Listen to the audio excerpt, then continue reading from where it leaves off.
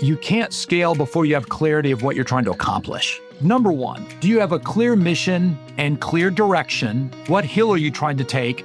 And is your board in alignment with you? Assuming you have a board. If it's not the board, is your co-founder in alignment with you? That's what I would say first. Second, along the same lines of clarity, are you confident that you have product market fit?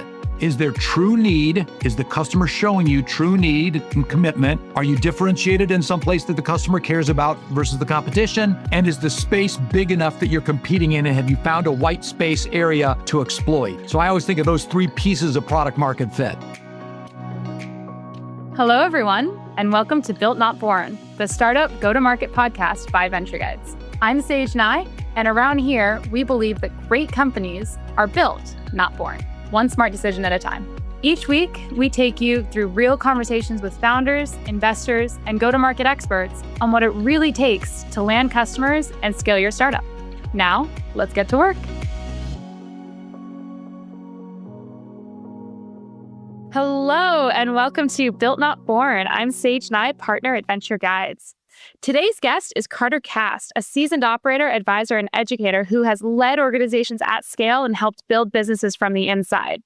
Carter previously served as the CEO of Walmart.com, where he helped drive growth of one of the world's largest e-commerce platforms during a pivotal moment in digital retail. Earlier in his career, he held senior leadership roles across consumer and technology companies, and today he's an active board member, advisor, and author, working closely with founders and executives. He's also a professor of entrepreneurship at Northwestern University's Kellogg School of Management, where he brings real-world leadership experience straight into the classroom. Today, we'll be talking about scaling businesses, leading through change, and the lessons that Carter's learned across every seat at the table. If you're thinking about how to build a strong growth organization, how to scale your go-to-market efforts, or whether you should take that entrepreneurship class at Kellogg, the answer is yes. This conversation is for you. So Carter, welcome to the show. Thank you, Sage. It's good to be with you. Awesome. I'd love to start giving the audience a bit more background. Can you tell us more about yourself and your own story? I'll give you a couple influencing events of my life as a way, because you don't want to be droning on through my resume. I think the first one is I grew up in the flatlands of Indiana. And central Indiana, my family and my dad's side are farmers. I named my first sons after my great uncle Glenn, who was a corn farmer who just was resilient and worked hard and lived to be like 100 years old, ate fatty foods, roofed the house when he was 90. And I think that's actually quite influential in terms of my attitude, is just sort of a hard work, grinding, try not to draw too much attention to myself and just do the job. And I think that's a lot of the sort of geocultural influence of growing up in Indiana. See, the second probably big influence is I was a swimmer through college. And I had a coach named Stephen Hunyadfi, who was a Hungarian. He fled during the 56 uprising of communism in Hungary and landed in Fort Wayne, Indiana, where I grew up, because he had a cousin that lived there. He was an Olympic coach for Italy and Hungary, gold medalists. And through his tutelage from age 5 to 20, I progressed in my swimming career, and he was an absolute hard ass. He was as tough, corporal punishment back, this is in the 70s. He took me to Europe 3 times to compete internationally, but he was an enormous influence because he required such excellence and such commitment that I think even though I had this very love-hate relationship with him, he frightened me, and yet I sought his approval. When he was dying, I flew from Toronto, where I was living, back to where he was dying, and visited him one final time. And the last thing he said to me in broken English, he said, "Carter, you are good boy." And I started crying. So I think these influences, on our formative years are so important. And I think I was blessed in hindsight to have a really rigorous coach who taught me not just about hard work and dedication, but when we went to Europe, he went to art galleries. And he showed me a lot about cultural differences between Europe and the United States. So I think those influences mattered so much. And two of mine are kind of growing up in Indiana and seeing the hard work that my farming family, how they provided for one another. And then having a sport like swimming, which really defined me, I think, as a person, the way I go about things. I got to say, so I was talking to a CEO a couple episodes ago, and he talked about this idea of when you're looking for people, especially in the early days, you need someone who has the humble confidence and also will work their butt off. Can I tell you a humble confidence thing? This is so interesting. Absolutely. can't believe you brought up unbelievable serendipity. I was talking to my father about a verse from Matthew, and I'm not making this a religious statement, but in Matthew 5, verse 5, I think they say, and the meek shall inherit the earth. And that's sort of a curious statement, isn't it? The meek shall inherit the earth. Well, my dad said that the Greek word for meek is praus, Praus. And praus also means controlled humility and strength. So my dad's interpretation of that is that the meek shall inherit the earth. It's the people that have controlled strength, kind of like Aristotle's virtuous mean. Those people inherit the earth. Those that have the humility, the origin of that word is humus, of the earth. You stay close to the earth, and you have that sort of resilience and stick-to-itness. So when I hear the phrase, the meek shall inherit the earth, I no longer think about being meek. I think about that sort of controlled strength and humility that ends up in the long run making the difference. And I've got to ask now, because we've talked about your mentors and all of this point about humble confidence, which I will say, having known a couple people who know you very well, everyone says you have that in spades. Thank you. How did you end up at Walmart.com? I was at Blue Nile, and this was an internet jewelry startup in 1999, and we were trying to do a D2C business in a very, very hard category in jewelry where there's a highly considered purchase. And we had done a really good job establishing the brand, and we had over 50 million in run rate revenue. And then '01 hits and everything dries up. Funding dries up. The NASDAQ goes from 5,000 to 2,000. We could not raise a Series B. We're running out of money. And Jim Breyer of Excel Partners. So Jim is on the board of Walmart. He knew of me from somebody, and Jim recruited me to come over to Walmart, where he sat on the board, and help launch Walmart.com. And I left in a moment of just feeling like Blue Nile was about ready to go under because we tried 9 months to get funding. We couldn't get it. So I went to Walmart through Jim Breyer. And then I was on a roller coaster for 7 years, which we can talk about if you want, of how challenging it was at Walmart to launch e-commerce and the internet when they were so good at something that it was hard to want to change. I actually would love to talk about that, because everyone thought Walmart would get crushed by Amazon.com or by all these other online retailers. And if you look at the brand now, I mean, it's stronger than ever. So can we dive into a little bit about the challenges of that? Yeah, this is good. You're just tearing the scab off and you're just going to start scraping at the scab.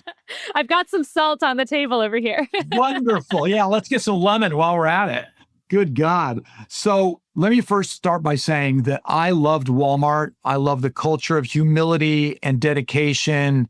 I love the culture of serving the customer. Every single thing they do there is an effort to strip costs out, pass the saving on to the customer. Save money, live better is not just a mantra. It is a mission. So I love the place.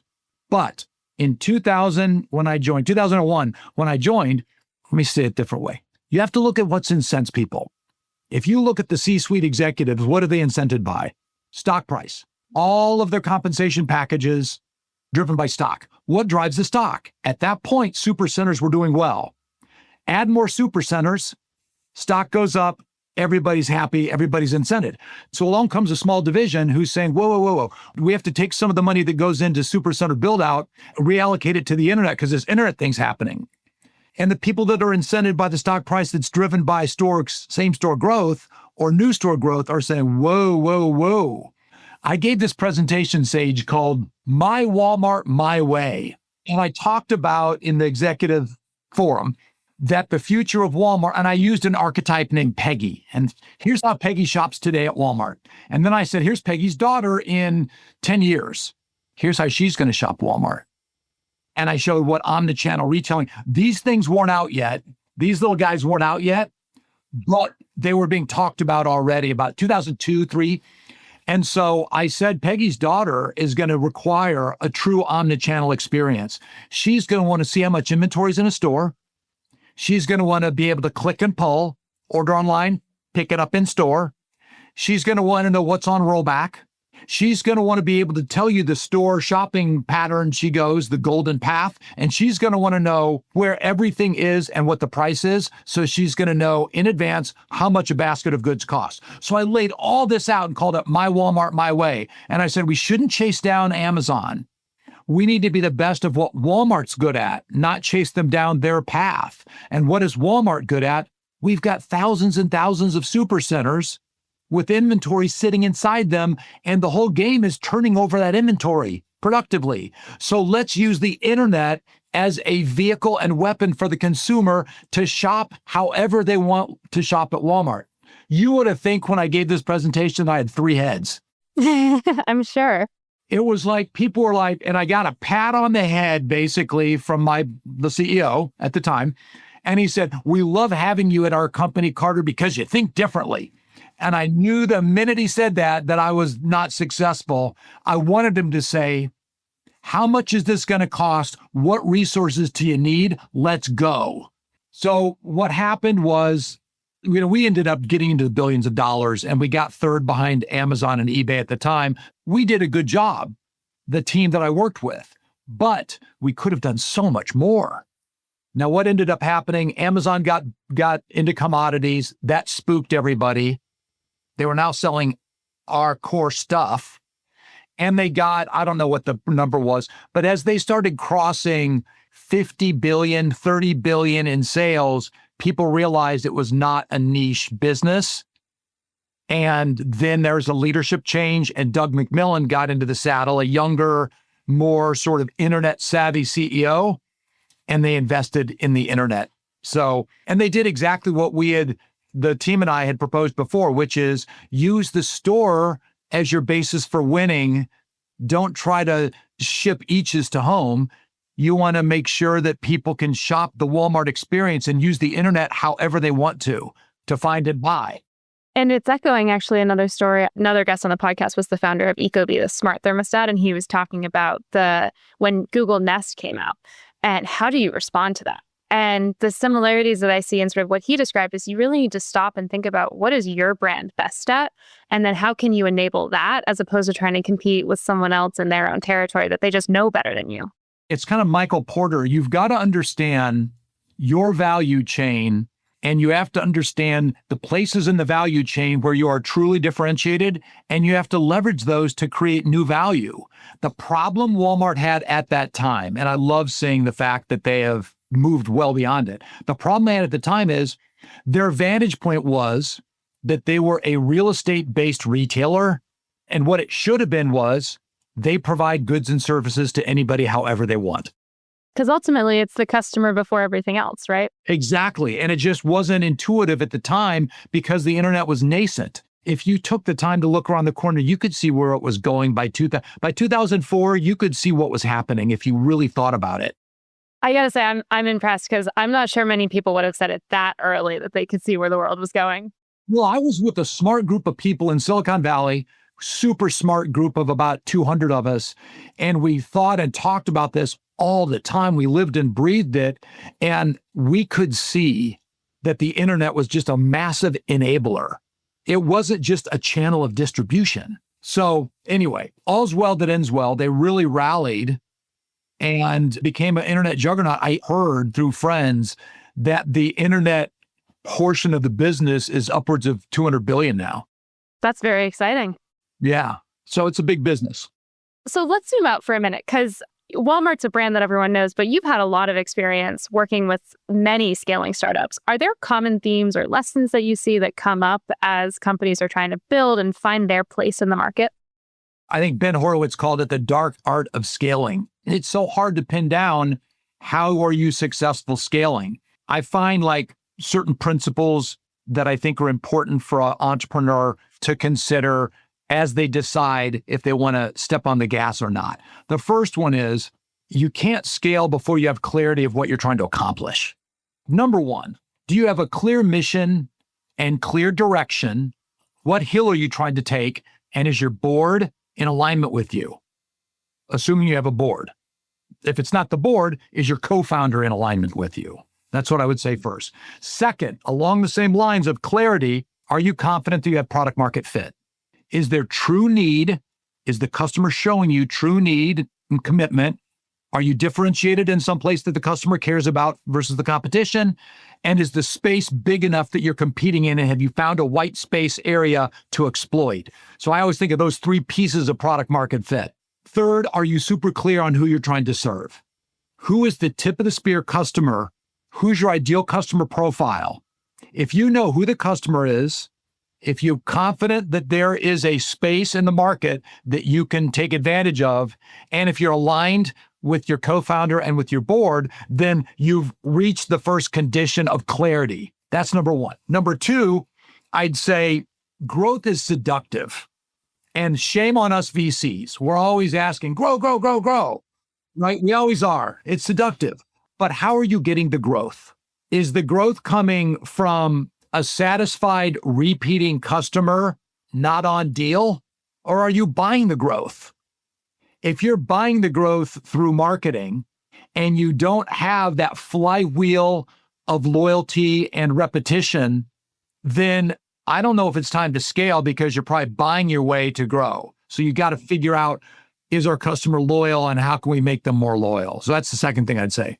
The third thing is, do the unit economics justify scaling? Are you making enough penny profit per unit sold to be able to plow it back into demand generation activities? If you're not, you're counting on cash runway. And that can quickly change depending on the different things you're pursuing to grow. So unit economics, and everyone says LTV, 3-to-1 ratio of LTV over CAC. Just think about it as when I'm selling this item, whatever it is I'm selling, am I making enough penny profit on this thing to plow it back into a repeatable way to get acquisition growth? So do the unit economics justify scaling? Fourth, internally, are you structured to scale? There's this move that you know well of that you got to go from generalists to specialists to scale. Early on, it's like 30 of us running around and doing everything, right? And it's fun, it's intoxicating. But over time, we've got to bring in specific people in specific areas who have specific skills. And you've got to do that while not ruining the culture and not deflating all the early people that worked so hard. Where do you have those gaps? Yeah, can we spend a second on that? Because I do think leadership in those moments is so hard. And I know you've thought and written a lot about this, but when you have a team that's been generalists and been sort of working the 24/7, 37, if they can somehow find those extra hours, right? But you have this team, and then as you grow, maybe some people are able to adopt and sort of find their niche and become specialists. Some people aren't. So how do you handle that? And it's one of the hardest questions, I imagine. It's interesting. My sister was at Amazon. She was the 25th person in 95, and she left in 2020. So she was there 25 years off and on. She went and had children, and Jeff kind of reserved a spot for her, and she came back. So I asked her what the hardest thing about scaling at Amazon was, and she said exactly what you just said. She said it's the fact that you have all these hardworking people that are generalists, and they start getting people moving above them that haven't done all the work that they've had to get it where it is, yet they come in above them. And I said to Jennifer, my sister's Jennifer, I said, what do you do? Well, she said, I was one of those, Cart. I was one of those. I was the 25th. They kept bringing people in, and eventually she became very senior. But for years and years, they're bringing people in above her. And I said, what do you do? And she said, you try to find counselors and mentors that will help you. You try to go to school on the skills that those people bring that come in above you so you can learn from them. And you try to have a patient perspective on your career so that one day you'll become one of those senior people that are skilled. Because my sister joined as a smart Stanford MBA, but she didn't have all these skills. She developed them by working under these specialists. And eventually she became I think she was the most senior woman at Amazon when she left. Wow, that's impressive. But it took a lot of effort. I think it took a lot of time. And I think you've just got to be patient about your career. You got to ask, instead of like, am I going to get promoted next year? You've got to ask, am I gaining skills that are going to make me really sought after? Well, and it sounds like, as opposed to just getting frustrated by all of the people that get hired around you, what they can't do or what they haven't done, looking for the silver lining, figuring out what skills you can actually learn from them and absorbing and learning as fast as you can. That's it. And then I think the last thing I'd say about scaling is you've got to understand your cash. I mean, I'll ask you this rhetorically. How many entrepreneurs really understand cash flow? Yeah, especially in the early days. In the early days, it's hard, isn't it? It's hard. You've got to understand what your cash position is, what your cash flow situation is, what's your burn rate, how many months do you have? Because I have seen situations where people have a good business, but because they don't have an intricate understanding of their cash flow, they haven't hired a good director of finance or VP of finance or CFO, they end up cash strapped, and then they have to like raise a down round or go back to the well when they're needy and as VCs smell that. I do think that's one of the hardest things for the companies when everyone's been working so hard and trying to make progress and stuff, but then you get yourself in a tough position. So those are some of the biggies on scaling. I think overall, I always say to people, understand as you scale, what are the areas that can break and try to have a mitigation plan for the areas that might break.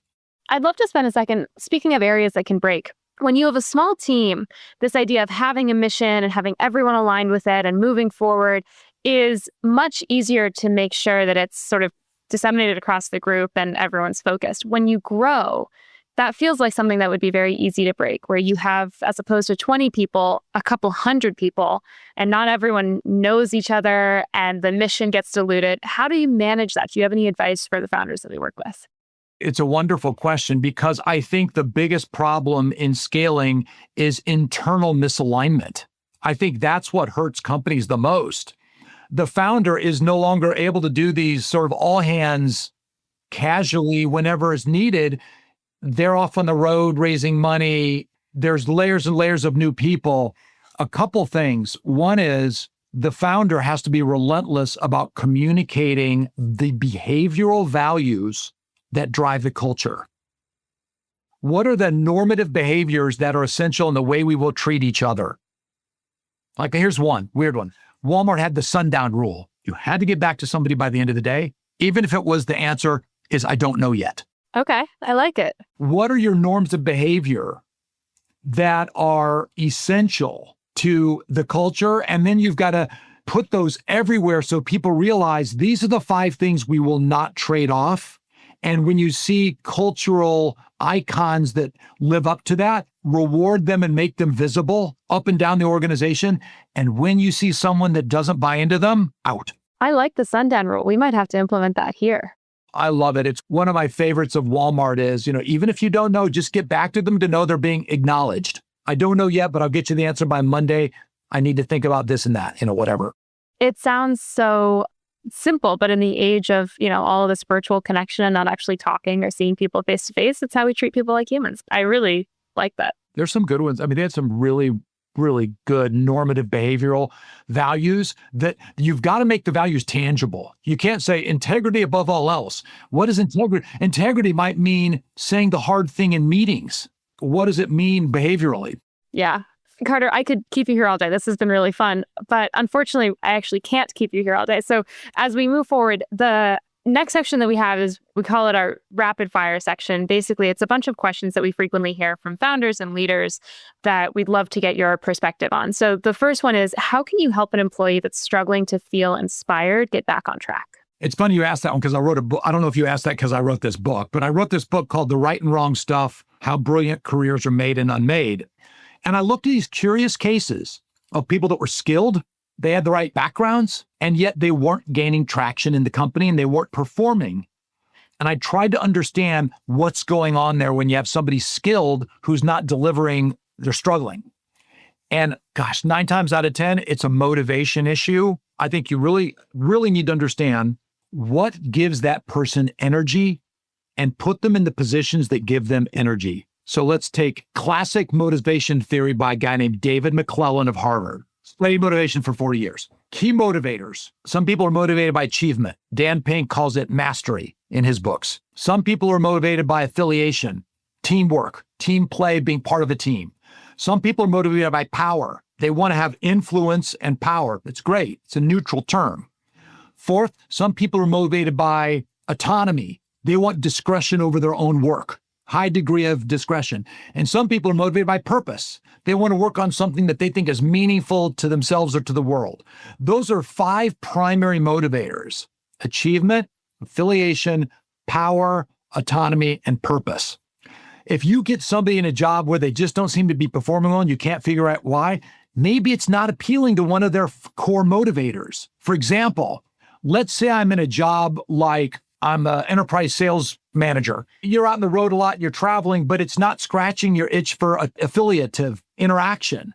Maybe you need to be more in a different job, like more of a PM job where you're in the center of things and you're talking to people more and you have more sort of budding friendships, etc.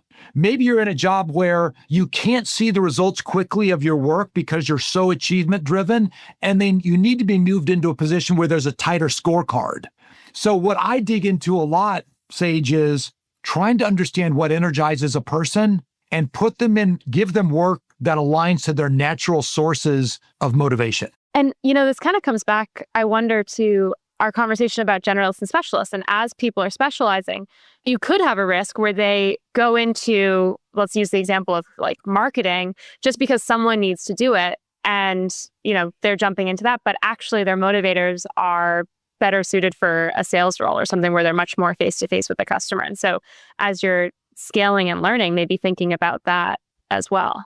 I went into a job one time and this headhunter that knows me really well said, don't take it. And it was to be the chief marketing officer of eBay.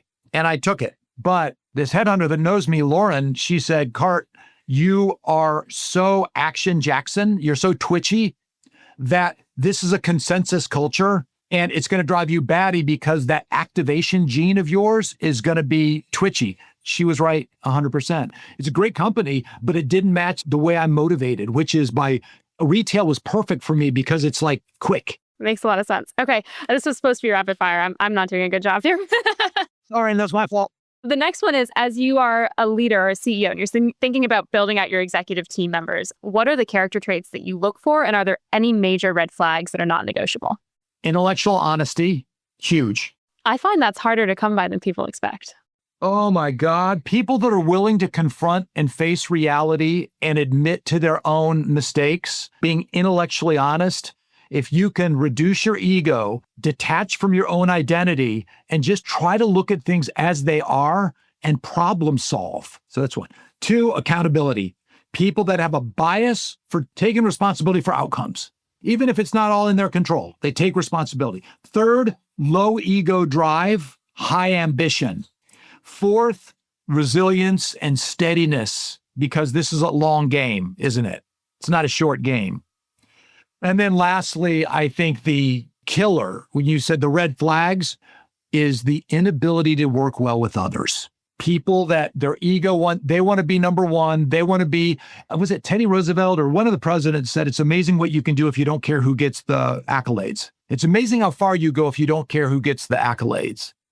You want people like that. And especially because one of the ways that organizations can break down is when you're not sharing information. So if you have someone, even if they don't have direct reports, they need to be able to work with their peers and share information so that these people aren't operating without the complete picture. So true. All right, last question is, what metrics do you look at to measure success while a business is scaling? Revenue and revenue quality. Do they have an acquisition flywheel that's not based on discounting, that their CAC isn't too high, and they have a quality, they're generating quality revenue from a combination of acquisition and retention, loyalty revenue. So one is quality of revenue. Second one is unit economics are improving so that they have enough margin to be able to build the business infrastructure, brand, talent, all that, and sales and marketing. So they got to have the margin profile has to be there. And then third, I think they've got to have the cash management skills to understand their cash position and cash runway. And that is, you hear me say over and over, that's usually an area of opportunity. People don't bring in the finance person early enough that really understands this. You took the words out of my mouth. I was about to say the exact same thing on the finance part. We see a lot. Fantastic. Well, Carter, thank you so much. Before we wrap up, I have a couple reflective questions for you. And I will warn you, I think this next one's probably going to be the hardest question. What's your favorite part about being a teacher now? Oh, that's easy. My favorite part of being a teacher is having the ability to influence young minds. That's simple. I've got this lovely job where I get these fertile 27, 29-year-old minds, and you have the ability to influence them. And the ironic thing is, I end up learning more than they do. There's that humble confidence. The teacher's the student. You get smart people and you get a room full of them, and the teacher learns more than any of the students. It's a wonderful job. And to the point of learning, what's a leadership lesson that you've learned either through some of your work with students or in your own career that you wish more founders understood as they're growing their businesses? You will go as far as your self-awareness allows. Oh, I love that. Wow. I feel like we need to just stop here. That's it. I mean, that's it. It's in life, right? Yeah. I don't want to ask the next question because I feel like we just need to leave it there. Well, the last one is, where can people learn more about you and the work you're doing these days? You're right. We should have stopped at the other one. I'm on LinkedIn, CarterCast. And if you go type in CarterCast and Kellogg, I have a bio page at Northwestern. Perfect. But I'm an old geezer I'm not really building my network as much anymore. This has been an amazing episode. I'm still thinking about that second to last question. Thank you so much, Carter. This has been fantastic, and we really appreciate your time. This is my pleasure. It was great talking to you. Really good questions, too. Thank you. Well, if you find yourself in Boston, we would love to host you, and I know our listeners are going to appreciate being able to hear all of your insights and learnings from quite an incredible career that you've had. Well, that's nice of you to say. Thank you. Built Not Born, the Startup Go-to-Market podcast, is brought to you by Venture Guides. To find out more about Venture Guides and how our Venture Capital Plus guiding model helps early-stage startups build scalable go-to-market strategies and grow faster, visit ventureguides.com. And then make sure to search for Built Not Born in Apple Podcasts, Spotify, YouTube Podcasts, or anywhere else that you listen. Hit subscribe so you don't miss any future episodes, and we look forward to building with you. On behalf of the team here at Venture Guides, thanks for listening. Until next time, keep building.